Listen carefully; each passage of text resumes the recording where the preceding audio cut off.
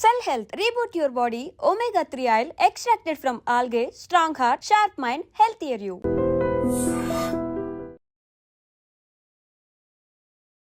Welcome to iDream media.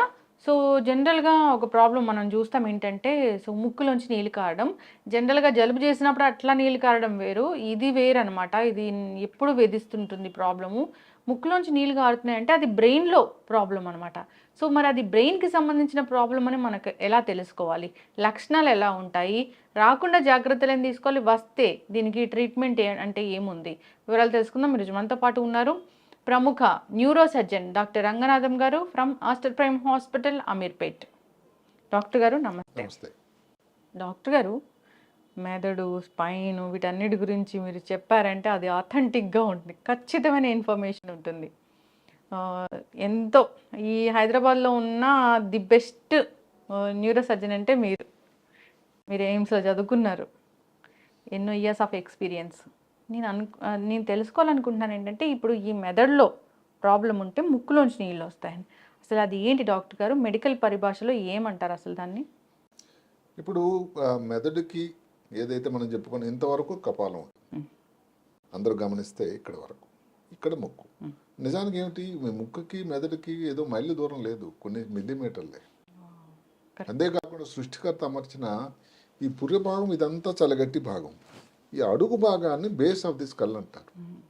ఈ అడుగు భాగం ఇక్కడ ఉంటుంది, అక్కడ ఎందుకో పల్చగా ఉంటుంది అది బోన్. దాన్ని క్రిబ్రిఫార్మ్ ప్లేట్ ఆఫ్ ది ఇథమాయిడ్ బోన్, అంటే ముక్కుకి దానికి జంక్షన్. అంత పల్చటి బోన్ లేదని ఇబ్బంది వచ్చింది అనుకోండి, అప్పుడు రాబోయేది అంటే మామూలుగా మెదడులో ఉండేది నీరు ఉంటుంది, దానిని సిఎస్ఎఫ్ అంటారు, సెరిబ్రో స్పైనల్ ఫ్లూయిడ్. అది అందరికీ ఉంటుంది, అవసరం కూడా. అది ఒక మెష్ లాంటిది.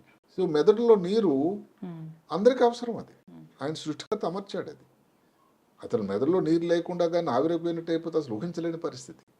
ఒక కారణం, అది వేరే విషయం ఏంటంటే, మెదడులో నీరు ఏదైనా కారణం వల్ల ఎక్కువైనా కానీ ప్రాబ్లమే. సరిగదా, మెదడులో ఇంత గొప్ప రక్షణ కవచంలో భద్రపరిచినటువంటి నీరు, ఆ నీరు ముక్కు నుంచి కిందకు వచ్చింది అనుకోండి, అంటే ఏం జరుగుతుంది? వాతావరణానికి ఎక్స్పోజ్ అవుతుంది. వాతావరణం, పొల్యూషన్, కాలుష్యం, వీటి వల్ల బ్రెయిన్ ఇన్ఫెక్షన్ వస్తుంది. ఇప్పుడు ప్రాబ్లం వల్ల ఎక్కడేమిటి, చాలామందికి అనుమానం ఏంటంటే ముక్కులో నీరు వస్తుంది. అంటే ముక్కులో నీరు వస్తుంటే మెదడులో నుంచి వచ్చేదానా అన్నిసార్లు? అది చాలా సరైన ప్రశ్న. నిజానికి మీరు ఆలోచిస్తే ఏదో ఎలర్జీ నుంచి, ముక్కులో ఇంకేదన్నా కానీ ఇన్ఫెక్షన్ లాంటిదున్నా, ఏదన్నా బ్లాక్ అయిపోయినా, ఇంతవరకు ఎందుకంటే కొన్ని మందులు, ఏదో బీపీ కోసం వాడినటువంటి కొన్ని మందులు, ఫిట్స్ కోసం కొన్ని వాడినట్టు మందులు, వీళ్ళలో కూడా ముక్కు నుంచి నీరు వస్తుంది. ఇంకా కొత్తగా ఒక మాట వచ్చింది, వ్యాసోమోటార్ రైనోరియా, అంటే ఏదో బాగా టెన్షన్గా ఉన్నారు, సాఫ్ట్వేర్లో ఉన్నారనుకోండి, చాలా చాలా టెన్షన్ యుగం అయిపోయింది, బయట వాతావరణం మారిపోయింది, అలాంటప్పుడు కానీ చలి ఎక్కువైనా ఇలాంటి వాటిలో కానీ ఏదైనా స్పైసీ వస్తువు తిన్నాం అనుకోండి, దానివల్ల ముక్కు నుంచి చాలా కామన్. కోవిడ్ టైంలో అసలు చాలా కామన్ వచ్చింది ఇన్ఫెక్షన్ వల్ల. అందువల్ల ముక్కులో నుంచి నీరు రాగానే అది మెదడులో వస్తుంది అని భయపెట్టాల్సిన అవసరం అయితే లేదు. మరి ఎట్లా తెలుస్తుంది డాక్టర్ గారు? దానికి ఒక నిర్దిష్ట విధానాలు ఉన్నాయి. ఒకటి, ఈ ముక్కులో నీరు ఒక్కొక్కసారి బయటికి రాకుండా అంత పూర్తిగా గొంతుకులకు వెళ్తుంది, దాన్ని పోస్ట్ నేసల్ ట్రిప్ అంటారు. ఆ రుచి కూడా కొంతమంది అబ్జర్వెంట్ పేషెంట్స్ ఏం చెప్తారంటే చాలా సాల్టీగా ఉంటుందని గొంతు లోపల. అంటే ఈ మెదడులో నీరు ముక్కులోకి రాకుండా గొంతులోకి వెళ్తుంది, అది జరుగుతుంది. ముక్కుకి గొంతుకి దాని కనెక్షనే కదా ఒకటి. రెండోది, ముక్కు నుంచి ఏదైతే మెదడు వల్ల వచ్చేటువంటి నీరు, ఈ రెండు ఉంటాయి నాసికల రంధ్రాలు, ఒక్కదాని నుంచి వస్తుంది. జలుబు వచ్చింది అనుకోండి, రెండు వైపులా వస్తుంది కదా. అవును. అదే కాకుండా మనం ఏదన్నా కారణం వల్ల ముందుకు వంగామనుకోండి, బెండ్ అయ్యామనుకోండి, ఇంకా బడబడబడ వాటర్ లాగా డ్రిప్ లాగా ఉంటుంది, వాటర్ లాగా క్లియర్గా ఉంటుంది. ఇవి మెదడులో వస్తున్న నీరు మనం చెప్పుకున్నటువంటి సిఎస్ఎఫ్ అని. ఇంకా దాని నిర్ధారణ కోసం ఏంటంటే, ఇప్పుడు అక్కడ నుంచి ముక్కులో నీరు వస్తుంది. సింపుల్ టెస్ట్ మేము ఏం చెప్తామంటే, ఏదైనా వైట్ కర్చీఫ్ కానీ ఒక టిష్యూ పేపర్ తీసుకుని దానికి అద్దినట్టయితే, ముక్కు నుంచి ఏది జలుబు వల్ల వచ్చేటువంటి దాని వల్ల అయితే టిష్యూ పేపర్ గట్టిగా అయిపోతుంది, స్టిఫ్ అయిపోతుంది. ఈ మామూలుగా ఈ సిఎస్ఎఫ్ వల్ల వచ్చేది అలా స్టిఫ్ కాదు. సరే, దానివల్ల కూడా 100% గ్యారంటీ కాదు. అదే కాకుండా దీనికి మనం ల్యాబొరేటరీకి పరీక్ష పంపిస్తే అక్కడ 2 టెస్టులు ఉన్నాయి. ఒకటి గ్లూకోజ్ అంటాం, షుగర్. షుగర్ అనేది ముక్కులో వచ్చేటువంటి మామూలుగా జలుబు వీటి వల్ల ఎలర్జీ వల్ల వచ్చేటువంటి ఈ ద్రవ పదార్థాల్లో ఉండదు, షుగర్ ఉండదు. ఈ బ్రెయిన్ నుంచి వచ్చేటువంటి సిఎస్ఎఫ్లో మాత్రం షుగర్ ఉంటుంది. ఒక్కొక్కసారి ఇంకెవరికైనా డయాబెటీసే ఉందనుకోండి, ఏదో కారణాంతరం వల్ల ముక్కు నుంచి వచ్చినా కూడా నార్మల్గా ఏది జలుబు వల్ల మిగతా కారణాలు ఏదో మందుల వల్ల వచ్చినా ఉంటుంది అనుకుంటాం. ముఖ్యమైన పరీక్ష ఈ మధ్య కాలంలో వచ్చింది బీటా-2 ట్రాన్స్ఫరిన్ అని ఒక పరీక్ష. ఇంకేది 100% గ్యారంటీ. ఇంకొక మాట ఏమిటంటే ఈ నీరు అన్నది ఒక్కొక్కసారి చాలా ఇబ్బంది పెడుతుంది, ఎంత గొప్ప సీనియర్ న్యూరో సర్జన్ అయినా. నిజానికి ఇది ముక్కు నుంచి వస్తున్న బ్రెయిన్లో నుంచి వస్తున్న నీరా కాదా? ఇంకోటి ఉంది అక్కల్ట్ సిఎస్ఎఫ్ రైనోరియా అని. అంటే ఏమిటది? బయటకు నీరే పెద్ద కనపడటం లేదు, జ్వరం వస్తుంది, తలనొప్పి, వాంతులు, ఫిట్స్. అంటే ఏంటి? మెనింజైటిస్ సంబంధించినటువంటి అది పరీక్షలు చేయగా బ్రెయిన్లో ఇన్ఫెక్షన్ వచ్చింది. ఇప్పుడు బ్రెయిన్లోకి ఇన్ఫెక్షన్ చూస్తూ ఉంటే, కారణాలు చూస్తూ వెతుకుతూ ఉంటే ఈ భాగం దగ్గర ఏదైతే మనం చెప్పుకున్నామో ఆ బోన్లో ఛిద్రం అయిపోయి ఒక రకమైనటువంటి రంధ్రం లాగా తయారైపోయింది. అంటే దెబ్బ తగిలితే అందులో కారణాలు ఉన్నాయి మీరు అడిగినట్టే. కారణం ముఖ్యంగా ఏమిటంటే తలకి దెబ్బ తగిలిందండి. పోస్ట్ ట్రమాటిక్ సిఎస్ఎఫ్ రైనోరియా అంటే తలకి దెబ్బ తగలడం వల్ల, గాయం అవడం వల్ల, ముక్కులో బోన్ ఫ్రాక్చర్ అవడం వల్ల వచ్చేది. ఇంకొకటి ఈ ముక్కులో ఈ మధ్యన ఈ జలుబు ఇవన్నీ ఎక్కువ అవడం వల్ల సైనస్ సర్జరీస్ కొంతమంది జరుగుతూ ఉన్నాయి. అందులో ఏ కారణం వల్ల ఈ బోన్ ఏదైతే మనం చెప్పుకున్నామో దానికి డ్యామేజ్ అయినా ముక్కు నుంచి నీరు రావచ్చు. అన్నిటికంటే ఇంకా ఇంపార్టెంట్ ఏంటి? Spontaneous CSF rhinorrhoea. ఏ కారణం లేదు, సడన్గా ఒక రోజు మొదలవుతుంది. ముఖ్యంగా ఈ స్త్రీలలో ఎక్కువ. ఏ కారణం వల్ల కనుక కొంచెం లావుగా ఊబకాయం ఉన్న వాళ్ళకి వస్తుంది. అంటే గణాంకాల ప్రకారం ఊబకాయం వల్ల వస్తుందని కాకపోయినా వాళ్ళలో వస్తుంది. ఇప్పుడు ముక్కు నుంచి నీరు వస్తుంది, ఇది సిఎస్ఎఫ్ అని మనం నిర్ధారణ చేసాం. ఇప్పుడు అందులో ప్రాబ్లం ఎక్కడంటే మనం ఇందాక చెప్పుకున్నట్టుగానే సిఎస్ఎఫ్ అన్నది మామూలుగా బయట ప్రాంతానికి కనెక్షన్ లేకుండా ఉన్నటువంటి భద్రపరిచిన ఒక ద్రవ పదార్థం. మరి దానికి కానీ బయటకి ఎక్స్పోజ్ అయితే ఏమవుతుంది? ఇన్ఫెక్షన్ వస్తుంది. అంటే బయటలో ఉన్న దుమ్ము, ధూళి, పొల్యూషను మెదడు లోపలికి వెళ్ళి ఇన్ఫెక్షన్ వస్తుంది. అది చాలా ప్రమాదం. అలాంటి ప్రమాదానికి రాకుండా ఉండాలంటే దానికి ఏదన్నటువంటి అడ్డకట్ట వేయాలి. రేరుగా తలక దెబ్బ తగిలితే అందరూ గమనించాలి, తలక దెబ్బ తగిలి కానీ ముక్కు నుంచి నీరు వస్తే అన్ని సమయాల్లో దానికి ఆపరేషన్ అవసరం పడదని. అలసాలు తగ్గిపోతుంది అదృష్టవశాత్తు. అలాంటి వాళ్ళకి మనం ఒక 3 వారాలు 4 వారాలు అబ్జర్వ్ చేసి ఏదన్నా చిన్న చిన్న మందులు ఏదైతే ఈ నీరు ఉత్పత్తికు తగ్గించడానికి వాడే మందులు కొన్ని ఉన్నాయి, ఏది డైమాక్సిన్ ఇలాంటి మందులు ఇస్తే తగ్గిపోవచ్చు. అది అదృష్టం. అలాంటప్పుడు ఆపరేషన్ అవసరం లేదు, అందరికి ఆపరేషన్ అవసరం లేదు. ఎవరికైతే ఒక 3 నుంచి 4 వారాల తర్వాత కూడా ఇంకా నీరు ముక్కు నుంచి వస్తున్నా, ఇన్ఫెక్షన్ వస్తున్నా రిపీటెడ్గా, ఏది మనం చెప్పుకున్న మెనింజైటిస్ కానీ, లేకపోతే స్పాంటేనియస్ ఏదైతే స్కానర్లో పరీక్షా పద్ధతిలో మనం మాట్లాడుకుంటాం, బ్రెయిన్లో జంక్షన్ దగ్గర, బ్రెయిన్కి ముక్కుకి జంక్షన్ దగ్గర ఏదైనా రంధ్రం ఉందా, దానికి ఆపరేషన్ తప్ప ఇంక ఉపాయం లేదు. దీనికి పరీక్షా పద్ధతులు ఏమిటి? ఒకటి మామూలుగా ల్యాబొరేటరీలో మనం చెప్పుకున్నది ఎక్కడ ఉంది అని తెలియాలి. దానికోసం ఈ మధ్యకాలంలో ఒక సిటీ స్కాన్ కానీ లేకపోతే సిటీ సిస్టనోగ్రఫీ అని ఒక ఉంది. అంటే ఏమిటి? మామూలుగా వెన్నులో నీరు తీసి, ఇప్పుడు సిజేరియన్ సెక్షన్ అప్పుడు వెన్నులో నీరు తీసి చేస్తారు, స్పైనల్ అనస్థీషియా.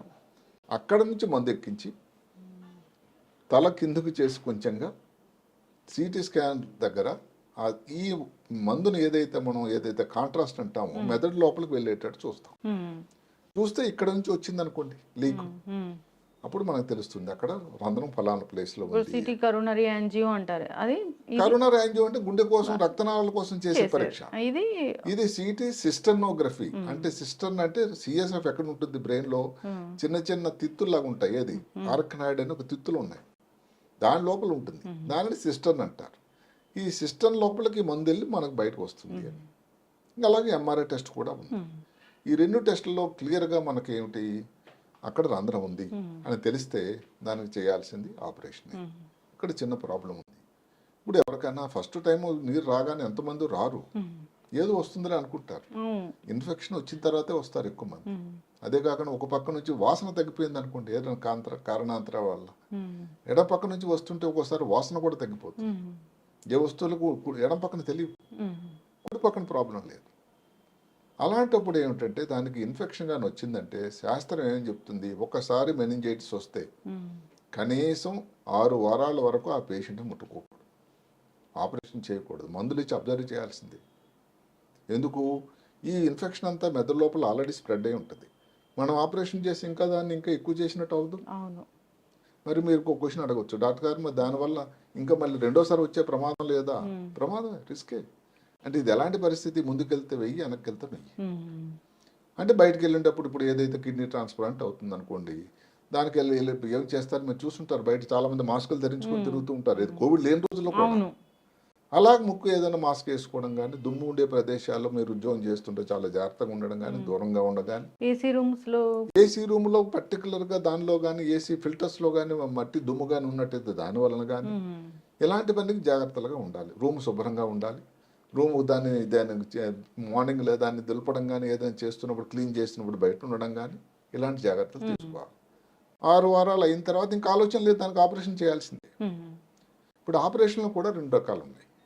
ముందుగా ఒకప్పుడు ఏం చేసేవాళ్ళం అంటే బ్రెయిన్ ఓపెన్ చేసి బ్రెయిన్ నుంచి ముక్కు జంక్షన్ దగ్గర ఎక్కడైతే రంధ్రం ఉందో అక్కడ రంధ్రాన్ని పూడ్చి దాని మీద ఒక గ్రాఫ్ట్ పెట్టి, ఒక్కొక్కసారి ఏదైనా అవసరమైతే బోన్ పీసులు లాంటి పెట్టి కానీ ఇంకేదైనా వ్యాక్స్ లాంటిది పెట్టి మొత్తం మీద క్లోజ్ చేసేవాళ్ళం.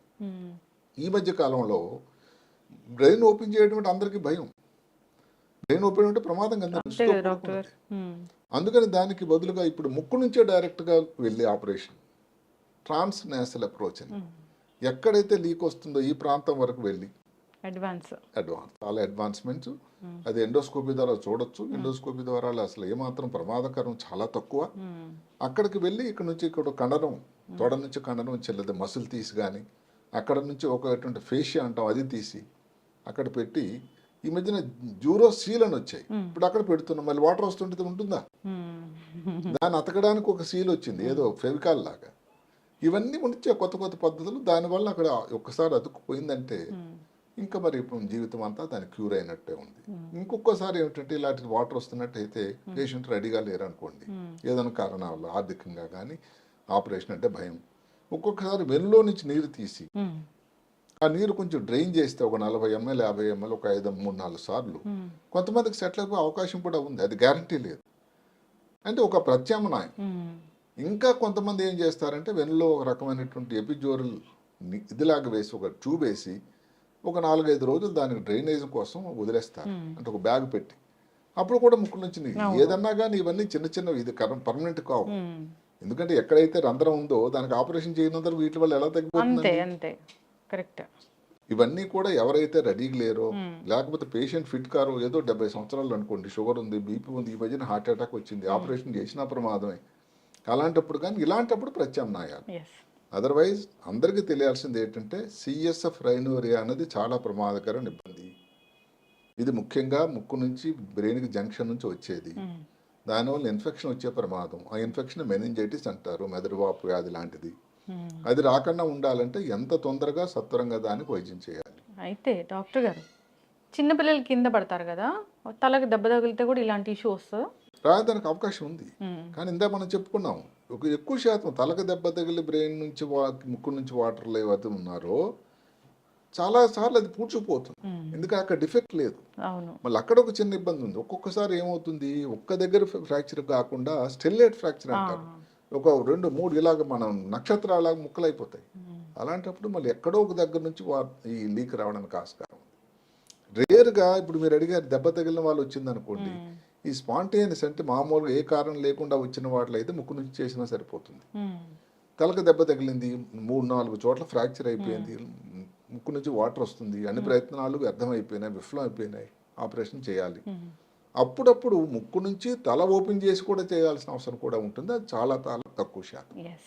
ఎందుకు, ముక్కు నుంచి చేస్తే మనం ఒకరందరం చేయగలం అనుకోండి, మిగతా 3-4 ఫ్రాక్చర్స్ ఉన్నాయి కదా, అక్కడ కూడా దాన్ని ఏదైనా అరేంజ్మెంట్ చేయాలి కదా, డైరెక్ట్ హెడ్ కి చేయాలి. అంటే 2 చేయాలి, అక్కడ నుంచి ఇక్కడ నుంచి. అంటే ఒక అవసరమైతే ఏంటి సర్జన్ ఒక న్యూరో సర్జన్ కలిపి చేస్తే దాని రెండింటికి ఒక తాల్మేల్తో చాలా మంచి ఫలితాలు రావడానికి కూడా ఆస్కారం. అయితే డాక్టర్ గారు మీరు అన్నట్లుగా సో ముక్కు నుంచి వస్తే మనకు తెలుస్తుంది, సో అది వాటర్ గొంతులోకి వెళ్తే చాలా మంది కనుక్కోలేరు. ఒకవేళ కనుక్కోకుండా దాన్ని చాలా రోజులు అలా పోస్ట్ పోన్ చేస్తే ఏమవుతుంది? చాలా మంచి ప్రశ్న. ఇది గొంతుకులో సాల్ట్ నువ్వు పట్టించుకోరు, అలా పడుకోవడం వల్ల ఏమవుతుందండి, అది వాటర్ ఎక్కడికి వెళ్తుంది, ఛాతి లోపల వెళ్తుంది. అంటే విచిత్రం, వినడానికి ఆశ్చర్యంగా ఉండదు. కొంతమంది న్యూమోనియాతో వస్తారు, దగ్గు జలుబు, ఫస్ట్ కంప్లైంట్ డాక్టర్ దగ్గరకు వచ్చి దగ్గు జలుబే. ఆ ఎక్స్రేలు చేసి సిటీ స్కాన్ చెస్ట్కి చేసినట్టయితే అందులో అక్కడ ఇన్ఫెక్షన్ న్యూమోనియా ఉంది. ఆ న్యూమోనియా కోసం మందులు ఇస్తూ ఉంటే మామూలు న్యూమోనియా బ్యాక్టీరియాగా వచ్చిన అంటే తగ్గిపోవాలి, మళ్ళీ రిపీట్ అవుతుంది అది. అంటే అర్థం ఏంటి, ఇలాంటిది ఏదో జరుగుతుంది. అప్పుడు మళ్ళీ డాక్టర్ దగ్గరికి వచ్చి నీకు ఏదైనా సాల్టీ గొంతులో ఉందా కానీ, లేదంటే కంటిన్యూస్గా ముందు ఒక 5 నిమిషాలు 10 నిమిషాలు ముందుకు వంగి చూడు. ఒకసారి ఒక్క డ్రాప్ వచ్చినా కానీ మనకు కన్ఫర్మేషన్. కాబట్టి ఇండైరెక్ట్గా అంటే లంగ్లో వచ్చినటువంటి ఇన్ఫెక్షన్లు న్యూమోనియాలు అన్నీ సిఎస్ఎఫ్ఎల్ అని కాకపోయినా ఇది కూడా ఒక కారణం. ఖచ్చితంగా డాక్టర్ గారు. అయితే జాగ్రత్తలు అయితే తీసుకోవాలని కోరుకున్నాం. తలకి దెబ్బ తగలకుండా, తలకి మెదడులో ఇన్ఫెక్షన్స్ రాకుండా జాగ్రత్తలు అయితే తీసుకోవాలని కోరుకున్నాము. సో అంటే స్పాంటేనియస్ అన్నది ఎవరి చేతిలో లేదు, అది ఎందుకు వచ్చింది అంతే కారణం వల్ల. అది రాకుండా ఉండాలని కోరుకుంది. తలకు దెబ్బ అయితే మాత్రం డెఫినెట్గా మన చేతిలో ఉంది. అది కూడా హెల్మెట్ ధరించాల్సి ఉంటుంది. హెల్మెట్ ధరించడం అనేది తక్కువ అయిపోయింది. అవును, మళ్ళీ పోలీసుల కోసమే హెల్మెట్లు పెట్టిన అఘాయిత్య పరిస్థితి వచ్చింది. దయచేసి అందరు గమనించండి, పోలీసుల కోసం, ఒక్క పోలీసుల కోసమే కాదు, మీకు వేసేటువంటి ఫైన్ కోసం కాదు, మీరు మీ కుటుంబానికి భద్రత కోసం కూడా ఈ స్థిరస్థానం ఏదైతే ఉందో హెల్మెట్ అనేది చాలా ఉపయోగకరం. అది ధరించడం వల్ల దెబ్బ తగలదు అని కాదు, దెబ్బ తగిలితే ఎలాంటి ప్రమాదాలు రాకుండా ఉండేదానికి డెఫినెట్గా సహాయపడుతుంది అన్నది శాస్త్రం చెప్తుంది. ఖచ్చితంగా డాక్టర్ గారు, చాలా చక్కటి ఇన్ఫర్మేషన్ అండి. అందరూ కూడా జాగ్రత్తలు తీసుకోవాలని కోరుకున్నాం. ఏదైనా ఇంకా బ్రెయిన్కి అలాంటి వాటికి ఇన్ఫెక్షన్ వస్తే అది చాలా ప్రమాదం, అది చాలా ప్రమాదము. అది ఎప్పుడో తెలుసుకుంటాం. చాలా ఖర్చుతో కూడుకున్నది, చాలా ప్రమాదం. హాస్పిటల్లో ఉండాల్సిన రోజులు ఎక్కువ ఉంటాయి, తర్వాత మందులు వాడాల్సిన కూడా చాలా ఎక్కువ రోజులు ఉంటాయి. అందువల్ల ఇది చాలా పర్టికులర్ తలక దెబ్బ తగలడం వల్ల వచ్చేటువంటి ముక్కు నుంచి నీరు రావడం అన్నది సాధ్యమైనంత వరకు దాన్ని అవాయిడ్ చేయడమే కరెక్ట్. ఇది ఏది దెబ్బ తగలకుండా వచ్చినటువంటి రెండో విధానం ఏదైతే ఉందో స్పాంటేనియస్ అన్నది, అది సరే, అది ఎవరి చేతులు లేదో అది విధి రాదు. ఖచ్చితంగా డాక్టర్ గారు, జాగ్రత్తలు తీసుకోవాలని కోరుకున్నాం. కొంచెం అబ్నార్మల్గా ఏమైనా సిమ్టమ్స్ కనిపిస్తున్నట్లయితే డాక్టర్ని సంప్రదిస్తే అది ఎలా ట్రీట్ చేయాలనేది వాళ్ళకి తెలుస్తుంది. చెప్పిన తగ్గే అనుకోండి, పర్సిస్టెంట్గా తగ్గడం లేదు, ఒకసారి తగ్గింది మళ్ళీ వాడుతూ మళ్ళీ వస్తుంది, చూడాలి కదండి వేరే. అలా అది శాతం తక్కువే, కానీ అది కూడా ఒక కారణం. చక్కటి ఇన్ఫర్మేషన్ డాక్టర్ గారు, ధన్యవాదాలు. నమస్తే. Sir, one life lesson what medicine has taught you. Whatever you can do without expecting. But I really believe మన పాజిటివ్ యాటిట్యూడ్ ఉంటేనే మనం ఏదైనా సాధించగలం. గట్ని మనం కరెక్ట్గా డీల్ చేసినట్లయితే అది మనకి పాజిటివ్ హార్మోన్స్ని రిలీజ్ చేస్తుంది. షుగర్ వచ్చిన వాళ్ళ పరిస్థితి ఏంటి? పొట్ట దగ్గర పెరిగితే దాన్ని ఆండ్రాయిడ్ అంటారు, ఆండ్రాయిడ్ ఫోన్ కదా. అసలు థాట్స్ ఎందుకు వస్తాయి? బ్రెయిన్ డెడ్ అంటే దానికి ప్రపంచం అంతా కూడా కొన్ని నిర్దిష్టమైనటువంటి లక్షణాలు. మానసికంగా ధైర్యంగా ఉంటే క్యాన్సర్ జయించవచ్చు. You are a doctor for a cause sir, అంతే. వాళ్ళకి వచ్చిన ఆదాయం కాకుండా ఫ్రీ సర్వీస్ ఎంతమందికో చేస్తుంది.